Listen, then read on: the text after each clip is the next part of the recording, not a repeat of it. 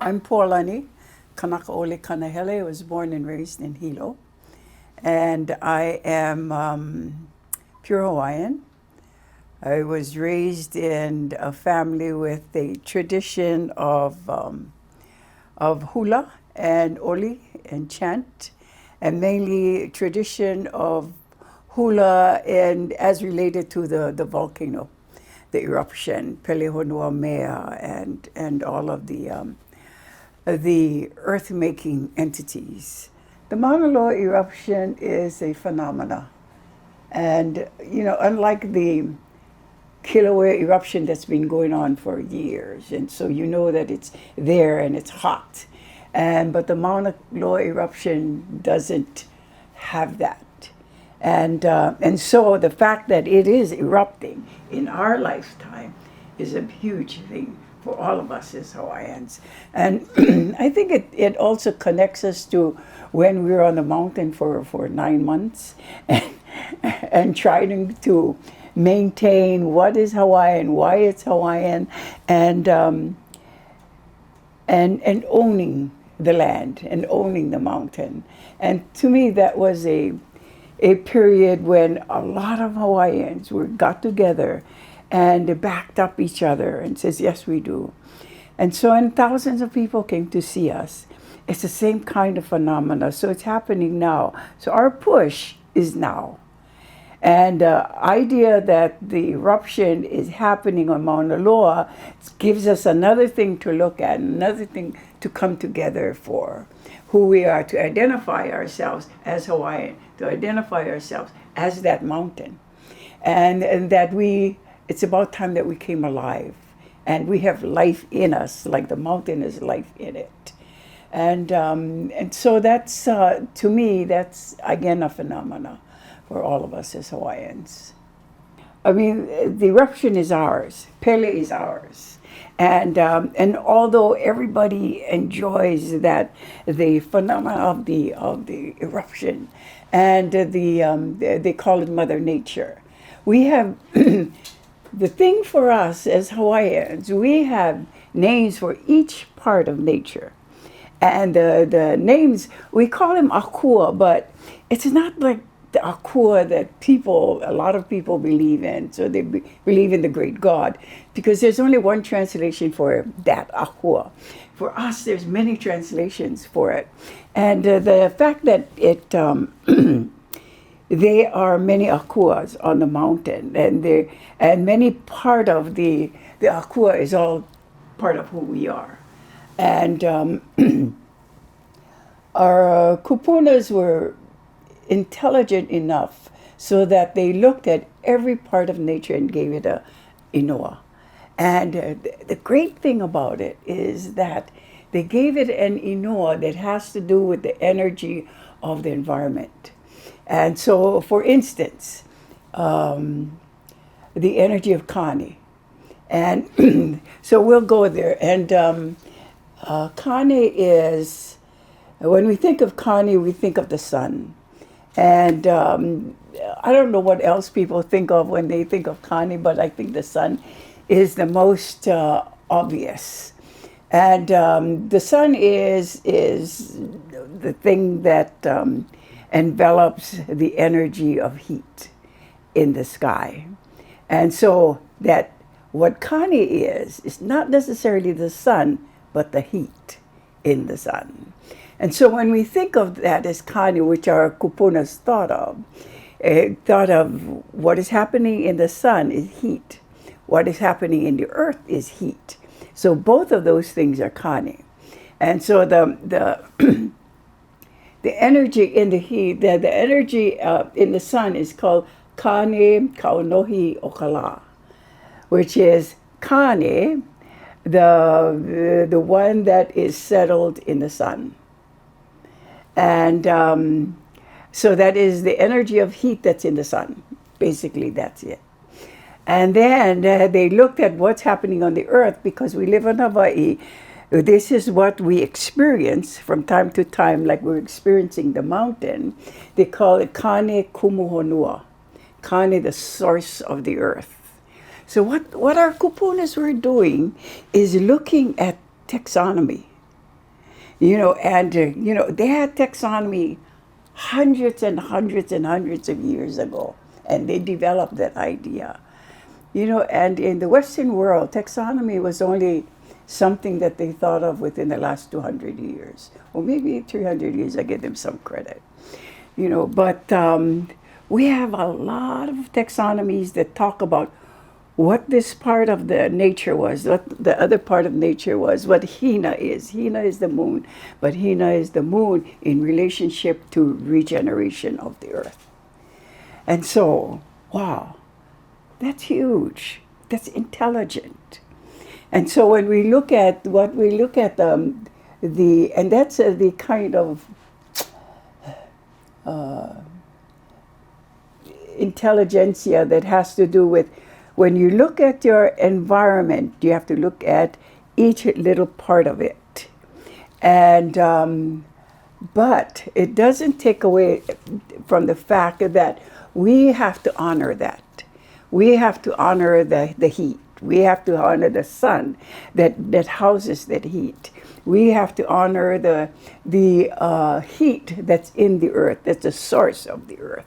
And it's the source of the earth because that's what we're witnessing now, the heat that's coming out of the earth.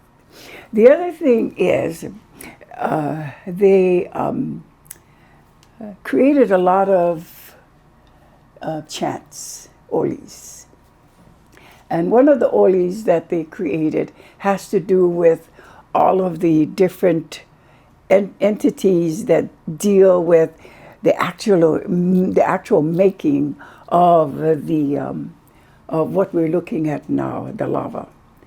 And so when we talk about Pelehonuamea, which is the most popular of all, because that's what we see and that's what we witness.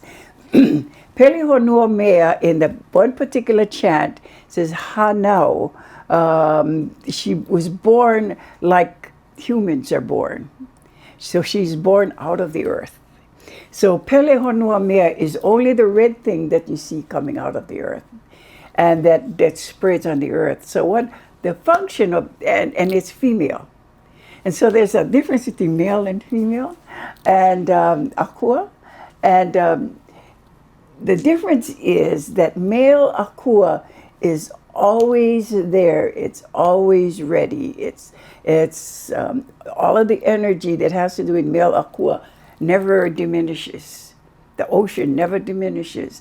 The sun and its energy of heat never diminishes. Okay, and but when it comes to female is seasoned. They only at a particular time when the female is ready to act. This is one of them. The female is ready to act. She's coming up. She's being born out of the earth, and the earth is Haumea. And so she's been born from the parts of Haumea that gives birth to life, and that's what we see. And so, what we do as humans is that we honor that, and we compose melees about that, and we see what is happening, and we put it into words. All of the big movement of lava and the fast movement and the redness of the lava and the covering of the earth with the lava. And so we put it all into words and become chant. And so the chant for the movement of the earth, as movement of this molten lava as it coming out of the earth, or Pelehonuamea, is Hulihia. And the Hulihia chants, you can find it in many different books, and Hulihia chant is about making changes. And when we see that the lava coming out of the earth, and it's a Hulihia chant, all of that is going to be changed. And so in your mind as a human, you want it to go to certain places for changes, but it's really not up to you. And what you have as a human to direct it is you have a voice. And so you put together the mele or the Hulihia chant that you want to put together, or the Hulihia chant that has already been composed, and you reuse it, and you direct the chant. And you direct the movement. And so the Hulihia chant has to do with the big changes that's going to take place, and the earthquake, and the movement from under the earth and finally up, and where it's moving on the earth, and how it's putting a lot of rocks here, putting a lot of rocks there, and all of those different things that come in the Hulihia chant. But the Hulihia chant is also a warning that these things can happen. So if you live in Puna and Kīlauea is erupting, it's going to come down. And so that's kind of what some of the Hulihia chants are. And so I'm not sure why people continue to build there. But it's part of the movement. And people look at it as being dangerous, and it is dangerous.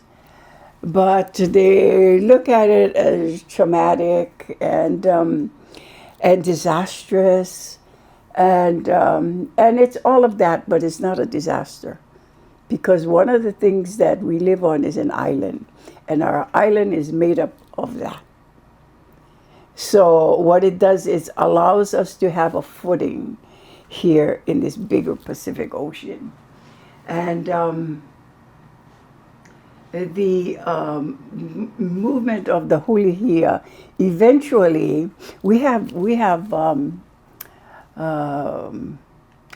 laws of nature that they call kanawai. And one of the laws of nature said, if you're going to erupt, there has to be complete taking care of the land so that it is renew itself. And so they have Kūlia chants that follow the Hulihia chant. And the Kūlia chant has to do with healing the land. And a lot of rain, a lot of cloud forms, a lot of movement of trees and movement of seeds and things like that. And then the blooming of a new forest. And so they had all of that. And they were very conscious of their land and the fact that they live on islands. And the fact that it will take care of itself. If humans like to think that they can take care of everything. They cannot. They allow nature to take care of itself. And if we live on an island, we need land. And as I said earlier, the island is surrounded by a big ocean. The ocean is the god. Because as soon as we make the land, the ocean erodes it. Constantly. The ocean is not like the volcano that goes off every once in a while. The ocean is constant. And so the constancy, everywhere you see white sand, that's erosion. Pele is a form of the earth. And so she has all of these, what we call brothers and sisters. That's all part of that earth. But it's the part of the earth that's being made and beginning and things like that. But the mother is always Haumea, because Haumea is earth. But Haumea is not her round earth. Haumea is the part of the earth that allows things to grow. But Kamohoaliʻi is also the oldest brother. And the idea of Kamohoaliʻi is that if you look at a moho on a plant, for instance, the tea leaf moho is that leaf that's just beginning to come up. So if you look at a moho on a volcano, it's that part of the volcano that's just beginning. And so when you look at different craters and they have a Kamohoaliʻi, it tells you that that's where that particular volcano began. And so when you like in Tonga, for instance, a new volcano that's coming up out of the water, that's a moho when it just rises out of the water. But just as it coming out of the ocean floor, the moho begins. And so that's the idea of Kamohoaliʻi. It's the beginning of the volcano. That's why it is the hiapo. It is the beginnings. And then eventually the movement of lava that moves out of the earth real fast, and you have a big explosion, that's a male form. And so the Pele is the female form that just borns out of the earth and moves down. That's Pele. All of the boom, boom, boom, boom, boom is a male form. And then we have Hiʻiaka, Ikapolio Pele, and Hiʻiaka is about coming in and redoing the land. So it has to do with seeds and the movement of seeds and how you take care of that. And the fact that there has to be seeds in order for the land to regrow, and the replenishing of the earth with seeds. And the hi'i is to take care of the embryos. And so you always have seeds flying in the air, and then with wind and everything. So it's that. And sometimes some of the ohia trees doesn't burn all the way, so you still have the root system, and then it'll come back up. Okay, that's all part of the replenishing of the earth. And so there's some of the relatives of Pelehonuamea, the family forms. And so we look at the intelligence of our kūpuna, and the constancy that they found it important enough to know what's happening in their environment. And so it's not only it has to do with intelligence, it has to do with survival. So they were out here on an island, and they knew that they had to survive on this island. And they wanted to understand what the environment is doing for them or with them. And they know it's with them because they're part of that environment. They're part of, like, for instance, when the ohia tree grows, and it has flowers, then it has seeds, and then the other ohia tree grows. It's like us. You know, there's humans that grow up on this land. They have children, and then their children has another generation of children. It's like the generation of trees, like the generation of fish, the generation of birds, and all of that. We all share this piece of land. And so we all come from this land, and we all go back to the land. And it's all part of the cycle, or the part of who we are and what we're responsible for at the time that we're alive and we're living.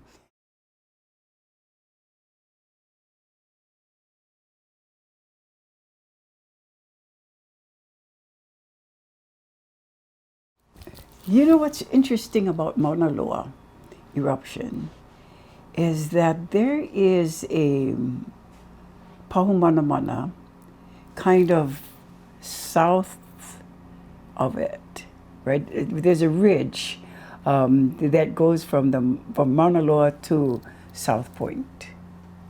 And just right west of that ridge, about 8,000 feet elevation, is what we call a Pahu Manamana. And Pahu Manamana is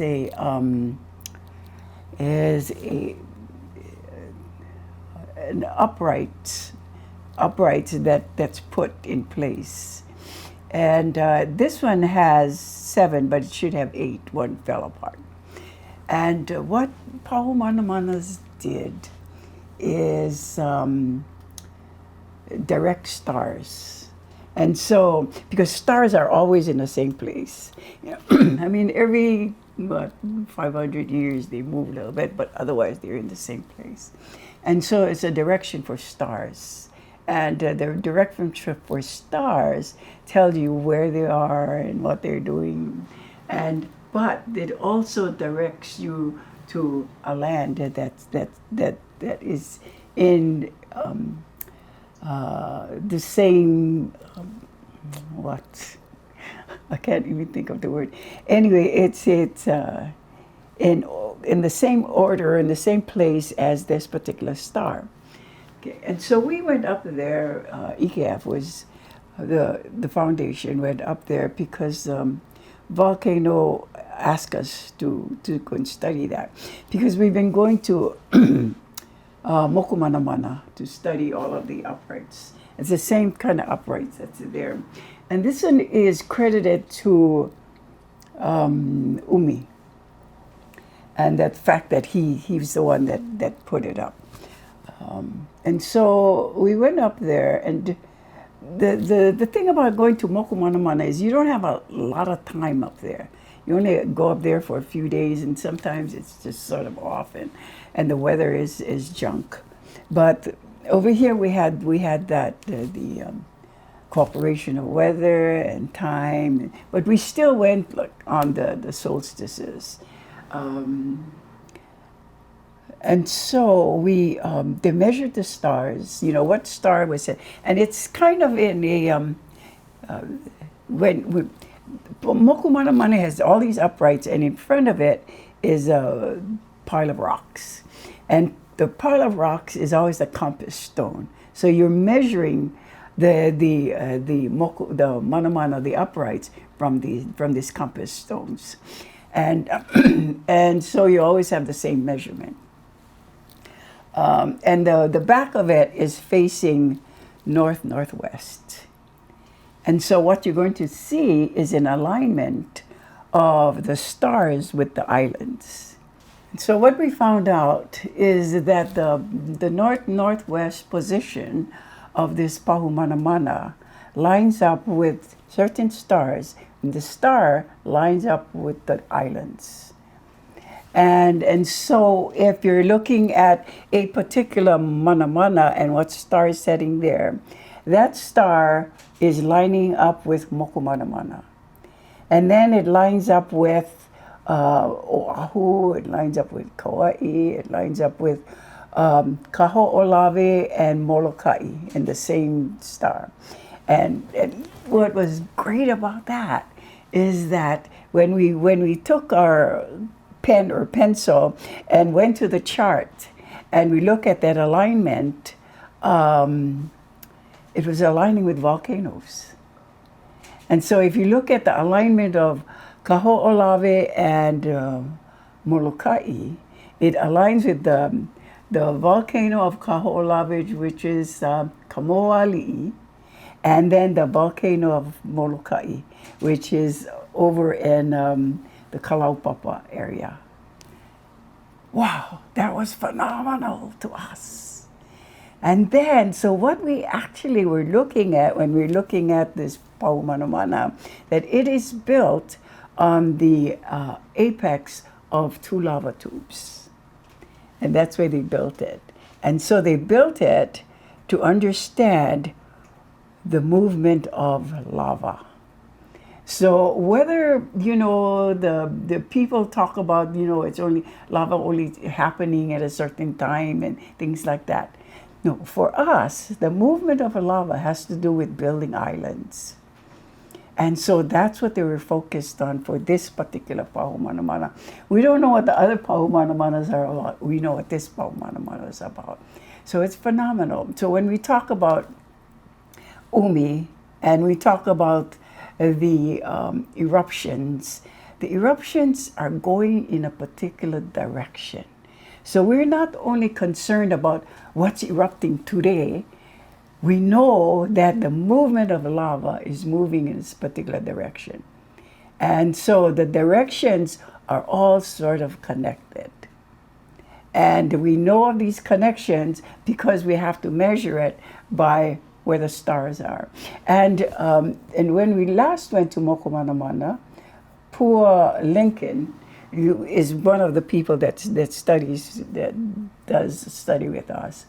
And she's one of the Papahulilani people, but she's the one that arranged that movement. But she's also the navigator. She was also the navigator for this trip for the Makali'i to Moku Manamana, and that's the star she focused on to make this trip, and she got it. And so, and all of this comes together. lava flows, what old lava tubes are, what the stars do in guiding us through that. And so, our kupunas, that's part of their survival. Their survival is to understand what's going on above us, in relationship to understand what's going on this land, in relationship to understand what's going on under us. Because we live on islands, we know that there'll be another island and another island.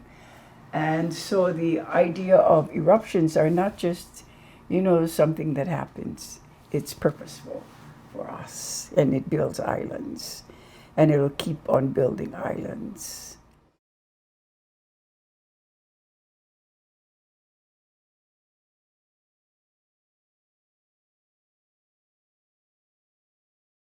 We honor the fact that there's an eruption. So, and we have all of these wonderful chants to honor that eruption. And so, if you want to be able to go up there and do that, look in the books. There's chants, just pull it out. And a lot of the chants have some translation to it. And maybe you should take it to somebody who can really translate the chants and just use it, or just use part of it.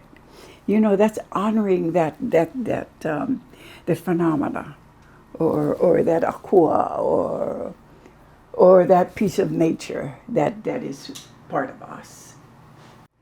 In order to honor what's happening up there, go and look in the books. Go and ask somebody, what can I say up there? What can I do as far as the chants go? What is that relationship? Because there's a lot of chants and nobody really owns them. The chants are just there, and they've come down for many, many generations. So, even if they're in certain books, they don't own the chant. They just put it in the book. And so it's there for us to use. As Hawaiians, we have to use it. And we have to honor them, and we have to have a relationship to our environment. And the relationship to our environment comes in the chants. The chants tell you all about that. You don't have to chant it. You can just say the words. And because the words is what's important, not how you deliver it. And so just read through it. And even if you can't, you don't understand, and you don't speak Hawaiian, but you're looking at the English translation, do the English. And because it's just in another language, but it's still a communication. You want to communicate. And so you can just go up there and talk through it. Encourage yourself to do that. And encourage your friends to do that. If you all go up there and look at it, say, okay, pick something from here, and so we can go up there and say something that's useful, something that's old, and something that brings it back to life. As Kanaka, our voice is like the wind. The wind will take you there. It will move in a particular direction. And so when you're doing a chant, you have to think about it as a wind. There's an energy that's pushing it out, and you are the energy. Okay? It's like all of the other energies of nature. You are the energy of yourself. And so you have to think of the fact that you are, and you have this in you. Push it out and direct it. And so it has to do with a need to. And it has to do with not being scared or not being afraid, and being brave, and just do it. Okay, but don't show off, and don't go out there and think, okay, I'm a big chanter and everything. Yeah, don't show off. If somebody asks you to chant, okay, but when you go up there, it's not for everybody. It's just between you and the entity. And so it's that relationship that you have. Okay. And so you're not putting on a show. People didn't ask you to come out here and do this big chant for them. No, it's between you and that entity. And you have a relationship with that entity because you come from this island, or you come from these lands, and your ohana comes from these lands for generations. You have a relationship to everything that's on this land. And so you own it. Go out there and own it.